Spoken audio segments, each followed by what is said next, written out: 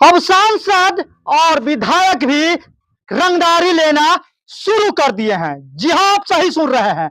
सांसद और विधायक भी अब रंगदारी लेना शुरू कर दिया है। आम जनता अगर रंगदारी लेता है तो उसे जेल में डाल दिया जाता है। क्या सांसद और विधायक रंगदारी ले रहा है? क्या वो जेल जाने का उसके पास नियम नहीं है? ऊपर जो पेपर देख रहे हैं वो साफ शब्दों में उसमें जीतन राम मांझी ने बताया है कि सांसद और विधायक भी अब कमीशन लेने लगे हैं और उसी पैसा से मैं 40 लाख रुपया पार्टी को डोनेट किया हूं, पार्टी को 40 लाख रुपया दिया हूं, उसे कमीशन कहेंगे? कौन ऐसा ठेकेदार है या कौन ऐसा आम आदमी है जो अपने इच्छा से किसी को कमीशन दे? कमीशन जबरदस्ती लिया जाता है और कमीशन डेरा धमका कर लिया जाता है कि अगर तुम कमीशन नहीं दोगे तो तुम्हारा टेंडर पास नहीं करेंगे, तुम कमीशन नहीं दोगे तो तुम्हारा प्रोजेक्ट पास नहीं करेंगे। यही डेरा धमकाकर सांसद और विधायक कमीशन लेते हैं और वही कमीशन का आज पर्दाफाश जीतन राम मांझी ने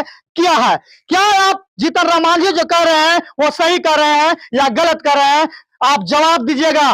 जीतन राम मांझी का गुस्सा इसलिए फूट रहा है कि अब जो है उनके ही समाज के ऊपर, उनके ही परिवार के ऊपर और उनके ही घर के ऊपर अब बुलडोजर चलाया जा रहा है। चुन चुन कर सरकार अब उसके ऊपर ही बुलडोजर चलाने की तैयारी कर लिया है, जिसको लेकर बौखला गए हैं जीतन राम मांझी और अब साफ साफ शब्द में कह रहे हैं कि सांसद और विधायक कमीशन लेते हैं। इसको कमीशन नहीं रंगदारी कहिए। रंगदारी, ये रंगदारी है। अब रंगदारी लेना कोई आम बात नहीं रह गया है। अब तो सांसद और कमीशन भी रंगदारी लेने लगे हैं।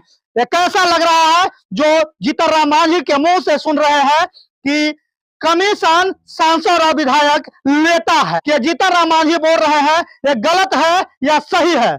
कमेंट के माध्यम से जरूर बताने का प्रयास करिए।